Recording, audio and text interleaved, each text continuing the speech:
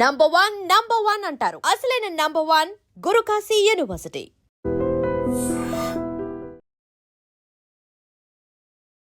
నమస్తే, welcome to I dream. July 25, 2025 అంటే ఈ మంత్లోనే అనుకోవచ్చు, లేదా 1 వీక్ బ్యాక్ కేరళకు సంబంధించిన నన్స్ని అరెస్ట్ చేశారు ఛత్తీస్గఢ్లో.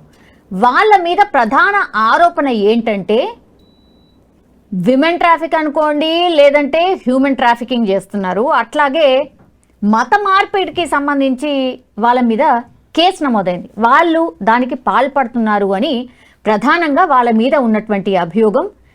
ఎవరు కేసు ఫైల్ చేసిండ్రు అంటే బజరంగ్ దళకి సంబంధించిన కార్యకర్తలు. వీళ్ళ మీద ఎందుకు ఇట్లా డౌట్ వచ్చింది, వాట్ ఈస్ ద రీజన్? ఇప్పుడు ఈ కేసు పూర్తిగా దేశవ్యాప్తంగా ప్రకంపనలు క్రియేట్ చేస్తోంది. పార్లమెంట్లో కూడా గొడవకు కారణమవుతుంది. మాట్లాడదాం. మనతో పాటు ఉన్నారు హైకోర్టు అడ్వకేట్ సుబ్బు గారు. సార్ నమస్తే. నమస్కారం అండి. Yes sir. సార్, ఈ కేరళకు సంబంధించిన నర్సులు ఛత్తీస్గఢ్కి సంబంధించిన యువతులను ఏదో జాబ్ పర్పస్ కోసం తీసుకువెళ్తున్నారు. అది ఎట్లాంటి ఇన్ఫర్మేషన్ లేకుండా అనేటువంటిది వాళ్ళ మీద వస్తున్నటువంటి ప్రధాన అభియోగం. అట్లాగే వాళ్ళని క్రిస్టియన్ కింద మార్చే ప్రయత్నం ఒకటి జరుగుతోంది. కాదు, వాళ్ళని జాబ్ కోసం కాదు, ఇంకే పర్పస్ కోసమో తీసుకువెళ్తున్నారు అని వాళ్ళ మీద అభియోగం. ఏంటి sir, what is the case? ఎందుకు ఇట్లా వీళ్ళిద్దరి మీద ఈ అభియోగాలు ఎందుకు వచ్చాయి? మొట్టమొదటిగా I stand with Kerala sisters. ఎందుకు అని అంటే, మనం అనాదిగా చూసుకున్నట్లయితే భారతదేశంలో ఎస్సీ, ఎస్టీ, బీసీ, మైనారిటీస్, ఇప్పుడు ఓసీలుగా పిలువబడుతున్నటువంటి కమ్మ, రెడ్డి, కాపు, రావుస్, వీళ్ళందరూ కూడా శూద్రులుగా ఉండబడిన వాళ్ళే. ఎవరైతే అంటే బ్రాహ్మణ, క్షత్రియ, వైశ్యులు ఎవరైతే ఉన్నారో వీళ్ళు మాత్రమే అధికారం చేసేవాళ్ళు, రాజ్య పరిపాలన చేసేవాళ్ళు, వ్యాపారం చేసేవాళ్ళు. మిగతా వాళ్ళంతా వీళ్ళకు బానిసలుగా ఉండాలి.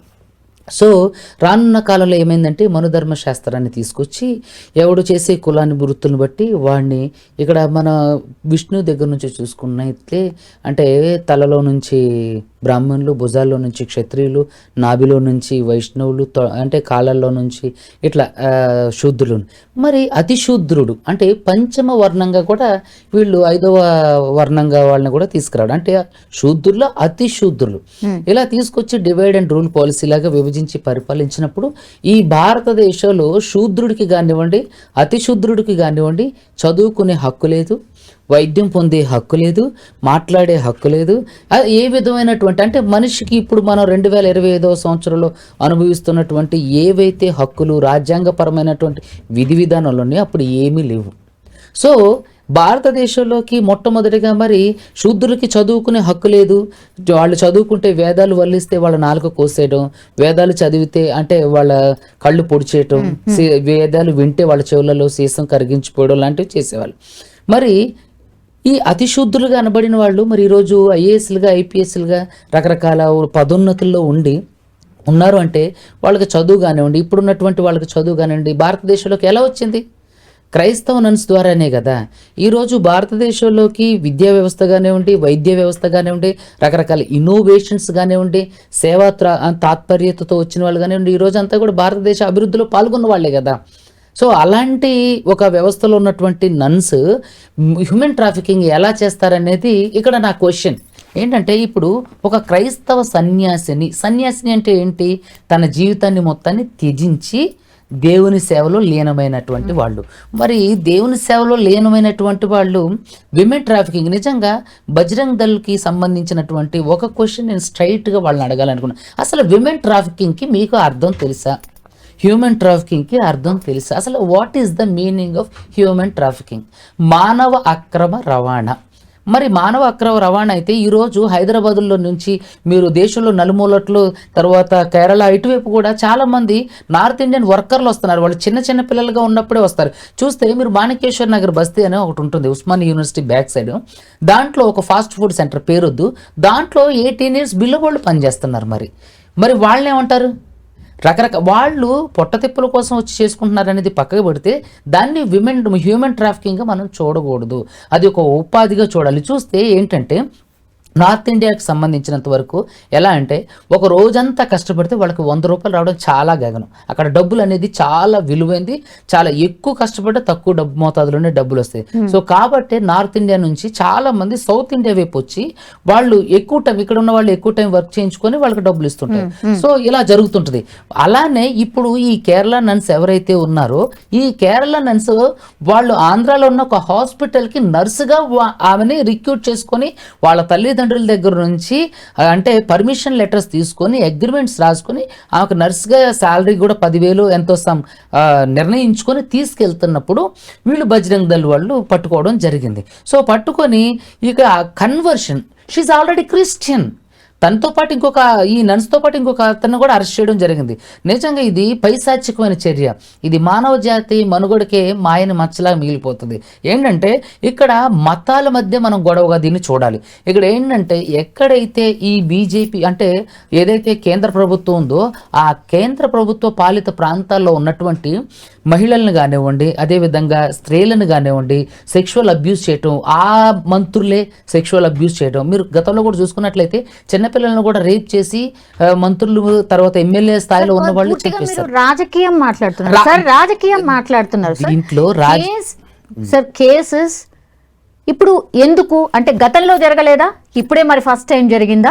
ఇప్పుడు ఛత్తీస్గఢ్ లో ఉన్నటువంటి గిరిజనులని తీసుకువెళ్ళాలంటే వాళ్ళని జాబ్ లో పెట్టుకోవాలంటే వాట్ ఆర్ ద రూల్స్ చెప్తున్నా వినండి. రూల్స్ ఏంటి, అది పాటించలేదా? అన్ని పాటించారు. ఇక్కడ నేనేం చెప్తున్నానంటే ఇక్కడ బజరంగ్ దళ్ వాళ్ళు ఆ రాష్ట్ర ముఖ్యమంత్రితో పాటుగా ఉండి దాన్ని కేసు ఫైల్ చేయించారు. విమెన్ ట్రాఫికింగ్, హ్యూమన్ ట్రాఫికింగ్ అంటే ఏంటి?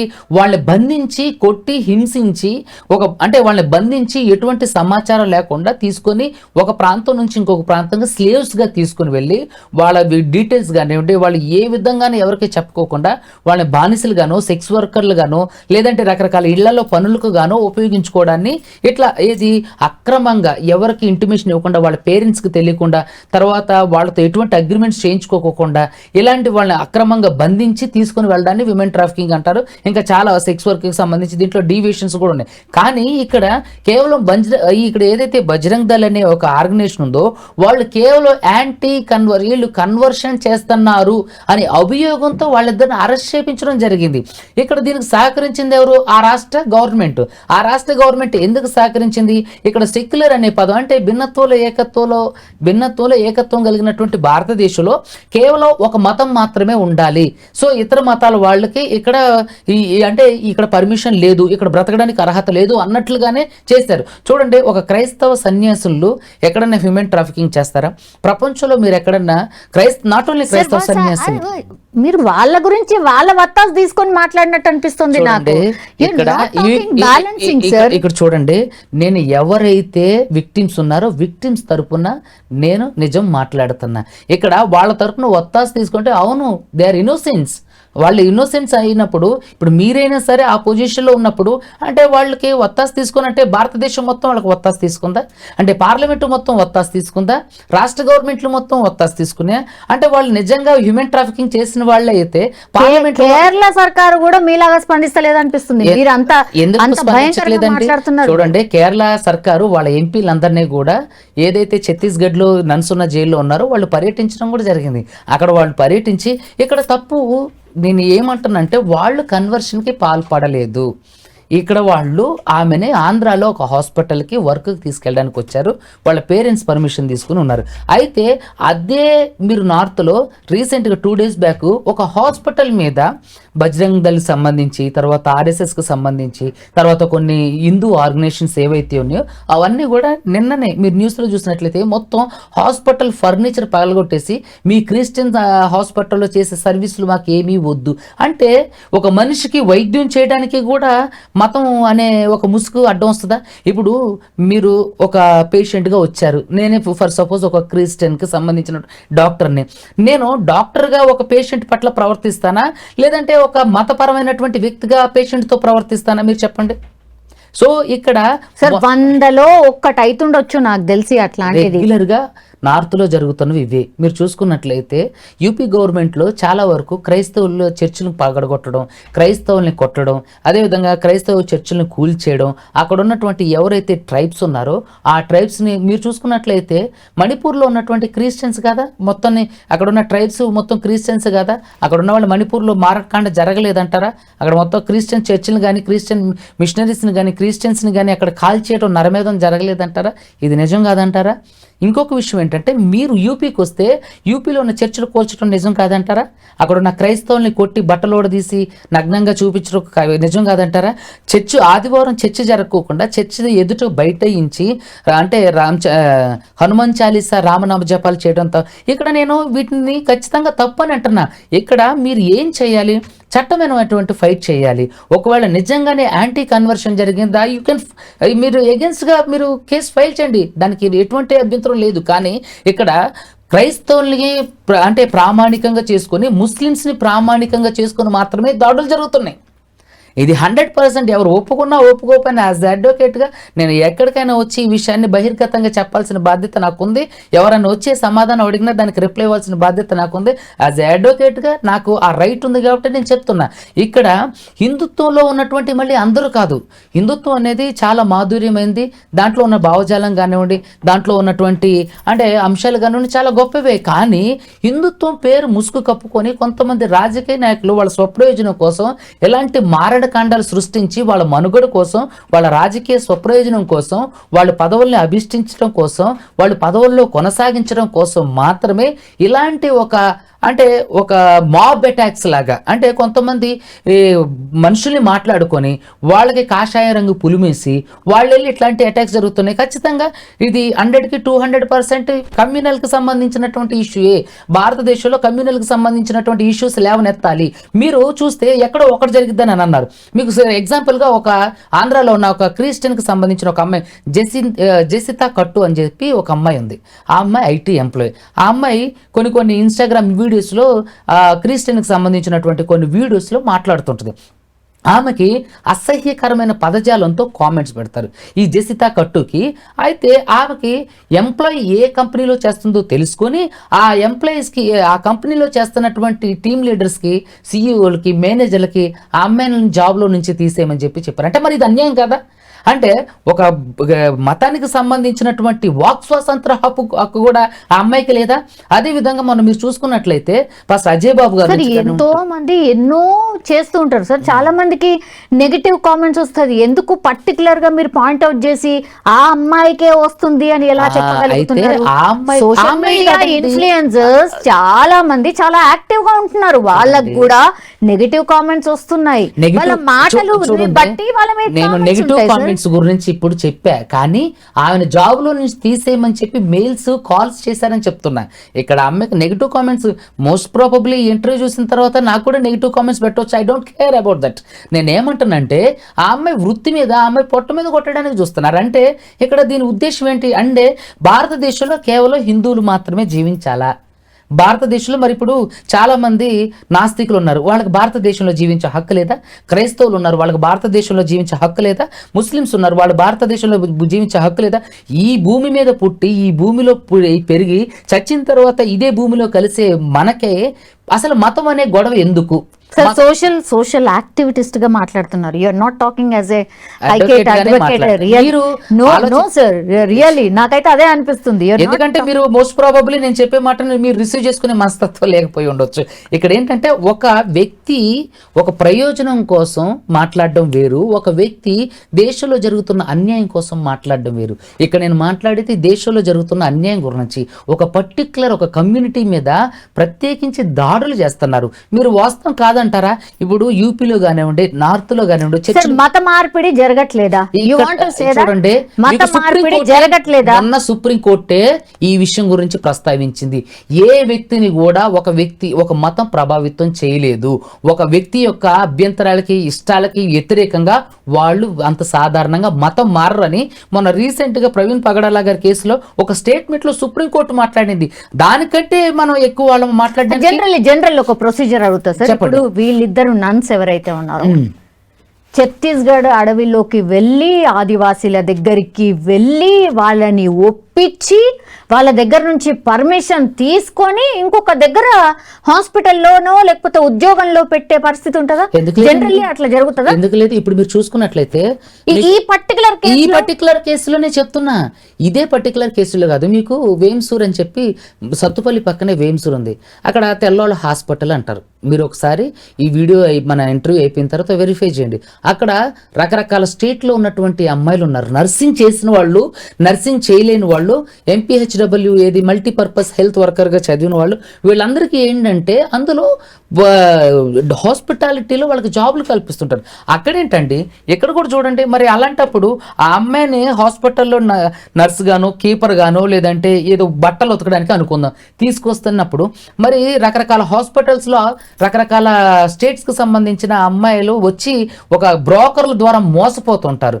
బ్రోకర్లు ఇప్పటికీ కూడా ఒక ఛత్తీస్గఢే కాదు, మీరు చూసుకున్నట్లయితే హిమాచల్ ప్రదేశ్ నుంచి లేదంటే రకరకాల ఏరియాస్ నుంచి నార్త్ నుంచి బ్రోకర్లు హాస్పిటల్లో వీళ్ళ శాలరీ 35,000 40,000 ఉంటే బ్రోకర్లు వాళ్ళు మాట్లాడుకొని వీళ్ళని హాస్పిటల్కి పంపించినందుకు వాళ్ళ దగ్గరికి వీళ్ళకి 35,000 40,000 శాలరీ ఉంటే ఇందులో 10,000 కొట్టేస్తుండ్రు.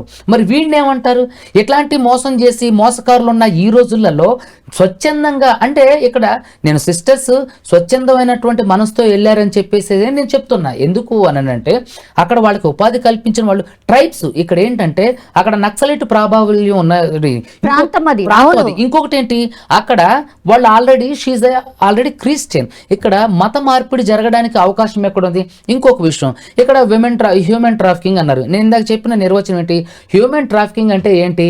అమ్మాయిలను కానీ అబ్బాయిలను కానీ ఎవరినైనా సరే మనుషుల్ని ఒక దగ్గర అక్రమంగా బంధించి, ఇవి అంటే చట్టవిరుద్ధంగా వారిని ఇంకొక ప్రదేశంలోకి వారి అనుమతి లేకుండా, వారి కుటుంబ సభ్యుల అనుమతి లేకుండా లేదా తెలియకుండానో వాళ్ళని అక్రమంగా బంధించి ఎటువంటి లీగల్ డాక్యుమెంట్స్ లేకోకుండా వీళ్ళని వేరే ప్రదేశంలోకి తీసుకెళ్లి పూర్తిగా అమ్మేయడం, లేదా చంపేసి వాళ్ళ అవయవాలు తీసుకోవడం, లేదంటే వాళ్ళ కాళ్ళు చేతులు విరిచేసి బెగ్గింగ్కి చేసేయడం, లేదంటే వాళ్ళని పడుపు వృత్తులు కంటే సెక్స్ వర్కర్లకు చేయడము, ఇది విమెన్ ట్రాఫికింగ్, హ్యూమన్ ట్రాఫికింగ్ రకరకాల. మరి ఒక అమ్మాయిని వాళ్ళ పేరెంట్స్కి చెప్పి హాస్పిటల్లో జాబ్ ఇచ్చి ఆల్రెడీ క్రిస్టియన్ని ఒక ప్రాంతం నుంచి ఒక ప్రాంతానికి ఇద్దరు నన్స్, అంటే ఆ లేడీతో తోడుగా ఇద్దరు సిస్టర్స్ నన్సే తీసుకొని వెళ్తున్నప్పుడు ఇక్కడ వాళ్ళకి ఏ ఆధారం దొరికిందని, ఏమన్నా మీరు అరెస్ట్ అయిన అమ్మాయిని కూడా నేను నా ఇష్ట ప్రకారమే వెళ్తున్నా అంది.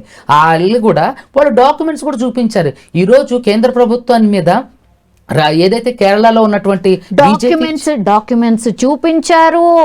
ఎవరైతే మీరు అంటున్నారో విక్టిమ్ అనే పర్సన్, ఆమెకు కూడా నాకు చెప్పే తీసుకువెళ్తున్నారు అని అంటున్నారు.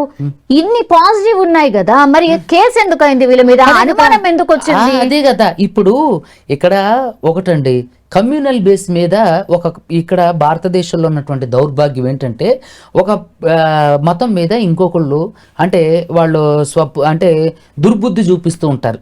అది క్రిస్టియన్సా ముస్లిమ్సా తర్వాత హిందూస్ అనేది పక్కన పెడితే ఒక మతం మీద ఇంకొకళ్ళు దుమ్మెత్తి పూసుకోవడం కానివ్వండి, ఒక మతాన్ని ఇంకొకళ్ళు కించపరుచుకోవడం కానివ్వండి మన ఇండియాలో చాలా బాగా జరుగుతుంది.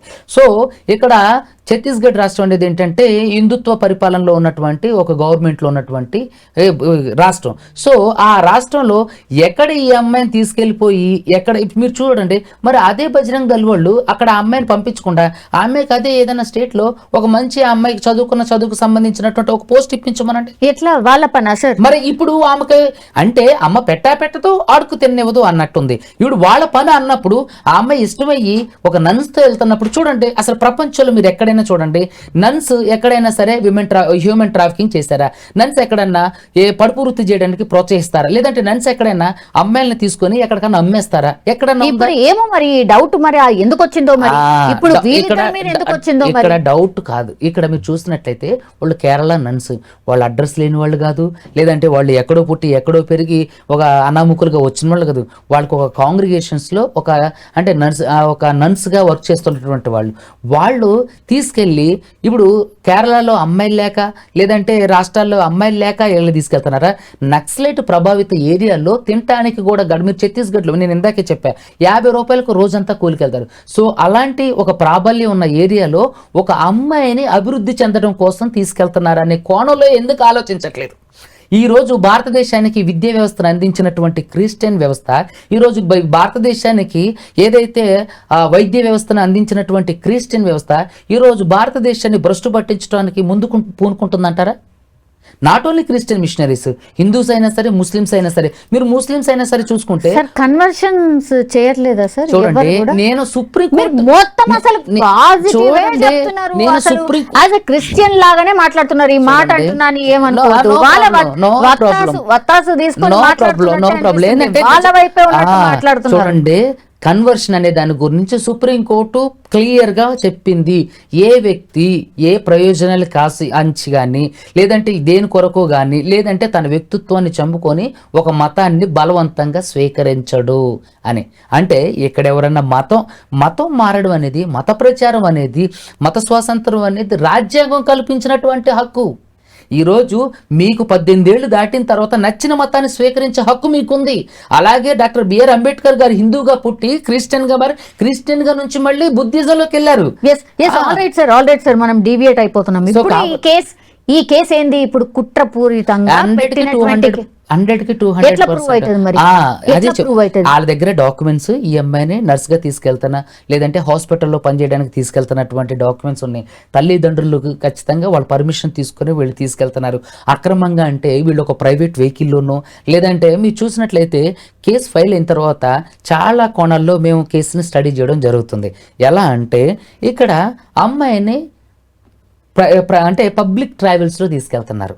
రెండోది, ఆ అమ్మాయికి సంబంధించి హాస్పిటల్లో పనిచేయడానికి తీసుకెళ్తున్నారు. ఇక్కడ ఒక నిర్దిష్టమైనటువంటి అంటే ప్రమాణంలో ఉన్నటువంటి ఒక సంస్థ, అది క్రిస్టియన్ సంస్థ కానివ్వండి, హాస్పిటల్ కానివ్వండి, ఏదైనా సరే. సో ఇంకొకటి, వీళ్ళ తల్లిదండ్రుల అనుమతితో ఈ అమ్మాయికి శాలరీ బేస్డ్గా ఒక హాస్పిటల్లో పని కల్పించడానికి తీసుకెళ్తున్నారు. సో ఇక్కడ బజరంగ్ దళ్ వాళ్ళు పొరపాటు పడి ఉండొచ్చు, లేదంటే వాళ్ళు కుళ్ళుకొని ఉండొచ్చు, లేదంటే నిజంగానే కన్వర్షన్ జరుగుతుందన్న ఒక ఆలోచనతో ఈ కేసు పెట్టి ఉండొచ్చు. కానీ ఎండ్ ఆఫ్ ద డే ఏం గెలుస్తుంది? అక్కడ ప్రాసిక్యూషన్లో ఏం నిర్ధారించాలి? వీళ్ళు ఏదైతే అభియోగాలు చేస్తారో ఆ అభియోగాలన్నీ వీళ్ళు నిరూపించగలరా? మరి అక్కడ ఈ కేరళ నన్స్ విషయంలో ఇక్కడ భారతదేశంలో ఎస్పెషలీ క్రైస్తవుల మీద ప్రత్యేకమైనటువంటి దాడులు జరుగుతున్నాయి, మీరు ఒప్పుకున్నా ఒప్పుకోకపోయినా.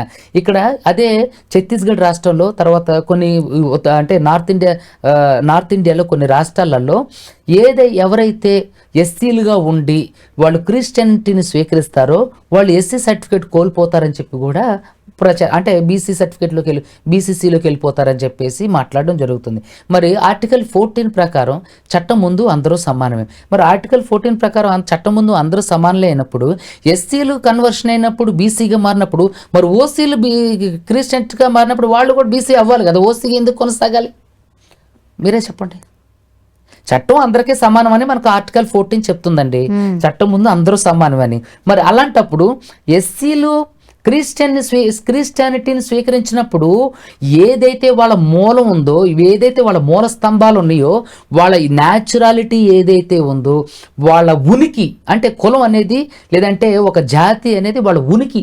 మరి ఒక మతాన్ని తీసుకోవటం ద్వారా వాళ్ళు వాళ్ళ ఉనికిని కోల్పోయి వేరే ఒక క్యాస్ట్ని అంటే ఒక బీసీసీ మైనారిటీ కిందకి వెళ్ళినప్పుడు, మరి ఓసీలుగా ఉన్నటువంటి వాళ్ళు క్రిస్టియానిటీని తీసుకున్నప్పుడు మరి వాళ్ళు ఎందుకు ఓసీలోనే కొనసాగుతున్నారు? వాళ్ళని కూడా లెక్క ప్రకారం అయితే మరి బీసీసీలోకి కన్వర్ట్ చేయాలి, అప్పుడే కదా సమన్యాయం అవుతుంది. సో ఇక్కడ అలా జరగదు. ఎందుకంటే ఇక్కడ క్రిస్టియానిటీ తీసుకోవడం ద్వారా ప్రభుత్వం నుంచి వచ్చేటటువంటి అనేక రకాలైనటువంటి లబ్ధుల నుంచి వీళ్ళని తీసివేసడానికి ఇదొక కుట్ర. మీరు చూసుకున్నట్లయితే ఎవరైతే మన మూలం ఏదైతే మనం పుట్టినటువంటి మన వర్ణం అని అంటారు, ఆ వర్ణం ఉందో అది ఒక క్రిస్టియానిటీ తీసుకోవడం ద్వారా ఎలా మారిపోతుంది చెప్పండి? నేను ఆరాధించే దేవుణ్ణి, నాకు నచ్చిన దేవుణ్ణి తీసుకునే హక్కు నాకు రాజ్యాంగం కల్పించినప్పుడు, నాకు నచ్చిన దేవుణ్ణి నేను ఆరాధిస్తున్నప్పుడు మరి నా కులం ఎలా పోతుంది? నా ఉనికి ప్రశ్నార్థకంలోకి ఎలా వెళ్తుంది? మరి అలాంటప్పుడు ఓసీలు మరి రకరకాల ఉన్నటువంటి ఉన్నత సామాజిక వర్గానికి ఉన్నవాళ్ళు ఎందుకని మరి బీసీసీలోకి రావట్లేదు? మరి వాళ్ళు ఎందుకని ఓసీలు కానీ కొనసాగిస్తున్నారు? ఇది కూడా తప్పే కదా. మరి అలాంటి ఈ కేసులో ఏం చూడండి, ఇది ఖచ్చితంగా ఉద్దేశపూర్వకంగా ఇది ఒక బెదిరింపు చర్యగా జరిగించినటువంటి చర్యగా నాకు అనిపిస్తుంది. సో ఇక్కడ కాబట్టే పార్లమెంట్లో కానివ్వండి, అదే విధంగా రాష్ట్రాల్లో కానివ్వండి, తర్వాత రకరకాలటువంటి ప్రాంతాల్లో వాళ్ళకి అనుకూలంగా చాలా వరకు చూడండి, క్రిస్టియన్ ఆర్గనైజేషన్స్ కానివ్వండి, రకరకాల పార్టీలు వాళ్ళకి అంటే వాళ్ళకి సపోర్ట్ చేస్తున్నాయి. అంటే వాళ్ళు అరాచక శక్తులు కావు, వాళ్ళు విమెన్ ట్రాఫికింగ్ చేసే దొంగల ముఠా కావు, ఇంకా రకరకాల వ్యక్తులు కారు. సో కాబట్టి అలాంటప్పుడు అలాంటి వాళ్ళు అయితే పార్లమెంటు స్తంభించిపోతుందా? పార్లమెంట్లో రకరకాల ఎమ్మెల్యేలు అంటే వామపక్షాలు రకరకాల పార్టీలు వాళ్ళకి సపోర్ట్ చేస్తాయా? రకరకాల ఆర్టికల్స్ వాళ్ళ మీద రావడం జరుగుతుందా? సో మీరు చూసినట్లయితే భారతదేశంలో క్రిస్టియానిటీ అనేది ఎవరికి కూడా అన్యాయం చేయలేదనేది నేను చూస్తున్నప్పటి నుంచి, నేను చదువుకుంటున్నప్పటి నుంచి నేను తెలుసుకున్న అంశం. నేను ఎక్కడ కూడా ఒక ఆర్గనైజేషన్ కానివ్వండి, ఒక మిషన్ అక్కడ వరకు ఎందుకండి, అజజుద్దీన్ ఓవైసీకి సంబంధించినటువంటి కొన్ని హాస్పిటల్స్లో దాంట్లో ఫ్రీ ట్రీట్మెంట్. మొన్న రీసెంట్గా ఒక కాలేజ్ ఉంది, ఆయనది కూల్చేయట్లేదని, ఏది FTL దాంట్లో ఉన్న దాంట్లో. సో దాన్ని కూల్చేయలేదు. ఎందుకు కూల్చేయలేదు మరి గవర్నమెంట్? ఎందుకంటే 100 మంది 1000 మంది అమ్మాయిలు దాంట్లో ఉచితంగా ఎడ్యుకేషన్ పొందుతున్నారు. అంటే ఇక్కడ మనం మరి లెక్క ప్రకారం చూస్తే అది ఫుల్ ట్యాంక్ లెవెల్లో ఉన్నప్పుడు ఆ కాలేజీని కూల్చేయాలి కదా, FTLలో ఉన్నప్పుడు. మరి బఫర్ జోన్లోకి వచ్చినప్పుడు కూల్చేయాలిగా, ఎందుకు కూల్చేలా? మైనారిటీలను డిఫరెంట్ గా చూస్తున్నారు. మైనారిటీలే లేరే, మిగతా క్యాస్ట్ వాళ్ళు కూడా ఉన్నారు కదా, మీరు చూసారా దాంట్లో పూర్తిగా? Not only minority. ఇప్పుడు ఓవైసీ పెట్టిన ఉద్దేశమైనా లేదంటే వాళ్ళ తాతల తండ్రుల దగ్గర నుంచి ఓల్డ్ సిటీలో ఉన్న హాస్పిటల్స్లోనా కేవలం మైనారిటీలకి ఇక్కడ ట్రీట్మెంట్ నడుస్తుంది, కేవలం మైనారిటీలు మాత్రం ఈ కాలేజీలో చదువుకుంటున్నారని లేదు. ఓవైసీ కాలేజీలో చాలామంది క్రిస్టియన్స్ ఉన్నారు, హిందూస్ కూడా ఉన్నారు. మీకు చూపించమంటే నేను వాళ్ళ దగ్గర నుంచి RTSC వివరణ.